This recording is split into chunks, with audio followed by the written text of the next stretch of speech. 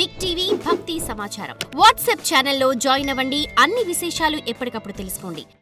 గురుగారు, రామాయణంలో కేవలం ఒక్క శ్లోకాన్ని మాత్రమే కోట్లాది మంది ప్రజలు మననం చేస్తూ ఉంటారు. ఆ శ్లోకం ఏది? పార్వతీదేవికి పరమేశ్వరుడు బోధించిన తారక మంత్రం శ్రీరామ.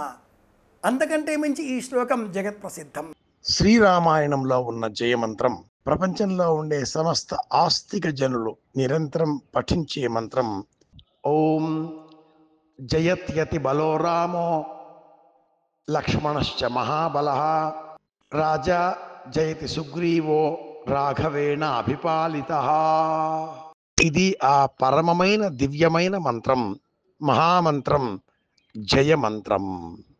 ఈ శ్లోకాన్ని జయమంత్రాల వరుసలో 5ంటిలో ఒకటిగా జయమంత్రంగా కోటాను కోట్ల మంది ఆస్తికులు సంకల్పం చేస్తూ ఉంటారు. మన సంకల్పం కాదు సుమా, రామ సంకల్పం ఉండాలి. ఇన్ని కోట్ల మంది వానరులు సీతాన్వేషణ చేసే నిమిత్తమే 4 దిక్కులా బయలుదేరిన సమయంలో సీతను నేను చూడగలను అనే సంకల్పం రామచంద్రమూర్తిది. కనుక ఆ రాముని ఆజ్ఞ ఉంటే, రాముని అనుగ్రహం ఉంటే ఏదైనా సాధించుకోగలను అన్న ఆ హనుమ వాక్యమే నమోస్తు రామాయ సలక్ష్మణాయ. ఇది ఆ శ్లోకం. For more videos like this, subscribe Big TV channel.